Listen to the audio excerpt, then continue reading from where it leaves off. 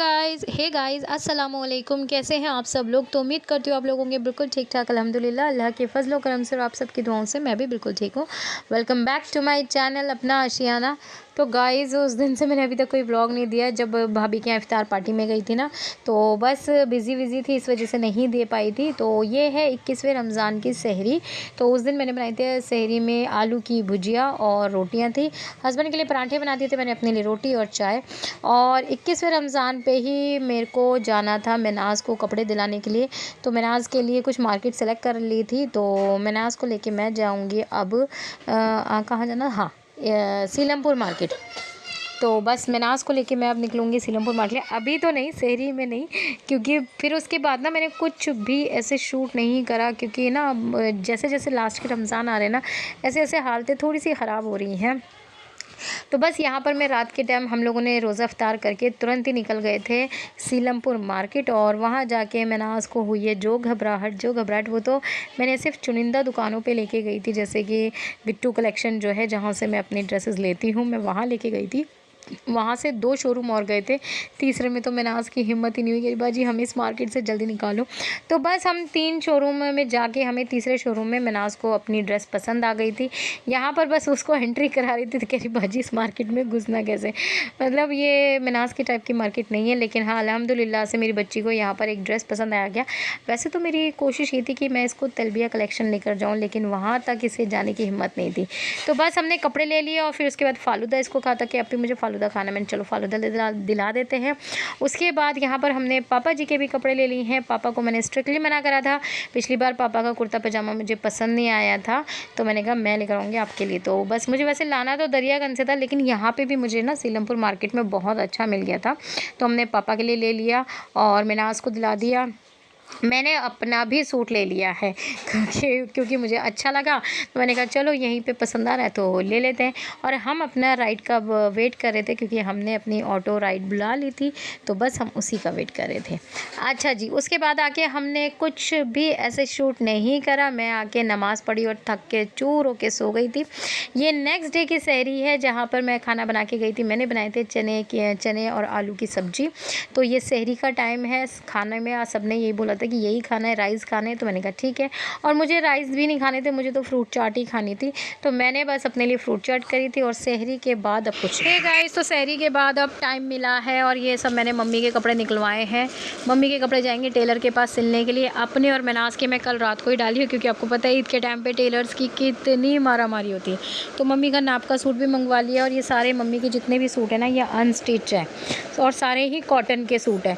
तो बस ये अभी रखे हुए मैंने देखने थे कि कौन सा मम्मी का सिलवाना है कौन सा नहीं। तो मैं मम्मी के लिए सिलवा रही हूँ ये वाला, जो कि बुलबुल ने मम्मी को गिफ्ट करा था उनकी मैरिज एनिवर्सरी पे, शायद आपने बुलबुल के ब्लॉग में भी देखा था। एक ये है और एक बड़ा प्यारा सा मम्मी का ये वाला सूट ईद का है।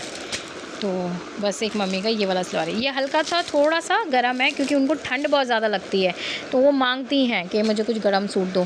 तो एक हम ये हल्का गर्म है, ज़्यादा गर्म नहीं है, बनारसी सॉर्ट आउट है, जैसे मैंने बनारसी पहना था ना ऐसी कुछ बनारसी सा है। तो एक ये सिलवा देते हैं उनका। तो बस ये 2 सूट मम्मी के हो जाएंगे और बाकी उनका सिला एक रखा हुआ है। तो चलो चलते हैं टेलर की थोड़ी सी बात सुनकर आते हैं, देखते हैं वो सिल के देता है टाइम पे या नहीं। तो चलिए टेलर के पास। अच्छा जी, तो अब हो चुका है इफ़्तार का टाइम, और इफ़्तार में मैंने ज़्यादा झंझटबाजी नहीं करी है, और ये है 23वें रमज़ान का। तो कल हम लोग गए थे दरियागंज, क्योंकि मनाज़ का हो गया, पापा का हो गया, मम्मी का भी ऑलमोस्ट डन करा दिया, मेरा भी हो गया। अब मेरे प्यारे प्यारे से मासूम बच्चे भी तो रह जाते हैं। तो बस हमने बच्चों को लिया और आसिफ जी आ चुके थे अपने ऑफिस से, तो बस हम अब जा रहे हैं दरियागंज और बस बच्चों के लिए कपड़े लेने हैं। अच्छा, वहाँ पर मार्केट में मेरी हिम्मत ही नहीं हुई कि मैं कैमरा निकालूं, क्योंकि इस कदर की कोई भीड़ थी। अब तो जहाँ जहाँ जाओ भीड़ ही भीड़ है, और बच्चों की जो है ना हालत कुछ ज़्यादा ही ख़राब हो गई थी। एक्साइटमेंट तो बहुत थी इन लोगों को जाने की, लेकिन थोड़ी ही दूर जाके ये लोग थक गए थे। तो बस हम लोगों ने ऑटो कर लिया था, क्योंकि अब हम लोग सब बाइक पे तो आ नहीं पाते हैं, तो इसलिए अब हम लोगों ने ऑटो ही सीट लिया है, मुझे कंफर्टेबल लगता है। तो बस यहाँ पर शॉपिंग वगैरह हो गई थी, अब बारी थी बच्चों को कुछ खापा शापा की। तो इन लोगों ने घर से तो खा के ही गए थे, बट लेकिन ये जूस वगैरह की इनको तलब हो रही थी।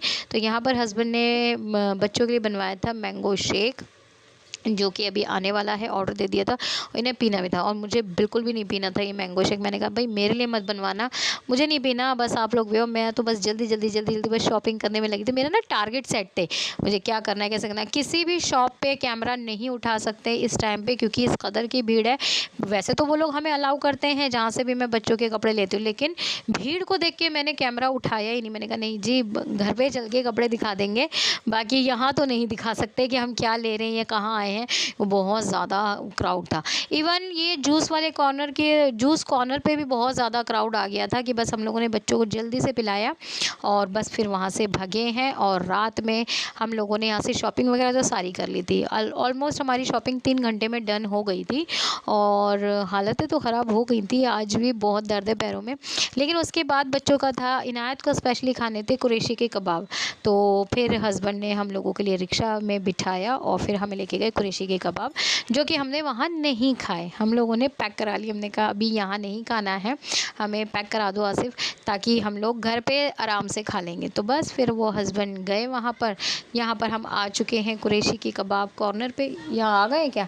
नहीं अभी तो नहीं आए, अभी हम लोग रिक्शा करें। और पता है बहुत टाइम बाद मैं इस रिक्शे में बैठी हूँ जो हाथ से रिक्शा खींचते हैं ना, और मुझे इतनी कोई दया आ रही थी ना इन पर, बड़ा ही मेरा दिल दुख रहा था कि मैंने कहा आसिफ ये लोग तो बहुत मेहनत का काम है। कहते हैं हाँ जी। तो मैं हस्बैंड और बच्चे पीछे बैठे, मेरे बच्चों ने बड़ा इंजॉय करा इस रिक्शे में। वो फर्स्ट टाइम बैठे हैं ये पीछे से, बच्चों को तो पता है बैठना भी नहीं आता इस रिक्शे में। तो बस ये बच्चों के लिए भी नया एक्सपीरियंस था। और बस फिर हम लोग पहुंच गए थे कुरैशी कबाब के यहाँ पर, और वहाँ से फिर हम लोगों ने खाना पैक कराया, कबाब और रोटी ये सब पैक करा के, और फिर हम लोग आ चुके हैं घर पे। यहाँ पर है, ये रहा आपका फेमस कुरैशी कबाब। ये भीड़ जो है ना ये कुछ भी नहीं है। अभी जैसे हम लोग वहाँ से 12 बजे आए थे, तो मतलब पब्लिक ना और जा रही थी 11 बजे। तो बच्चे कह रहे मम्मा ये लोग अभी जा रहे। मैंने कहा बेटा सहरी तक यहाँ पर ऐसे ही रहेगा, 4 बजे जाके यहाँ का माहौल जो है ना, फजर की नमाज़ के बाद 5 बजे तब जाके शांत होता है। 5 बजे सब जने सोने चले जाते हैं। बाकी तो ये इसी तरीके से रहता है रमज़ानों में। अच्छा, मेरी कभी इच्छा नहीं होती कि बाहर जाके सहरी करना। सहरी मुझे मेरे घर पे ही पसंद है।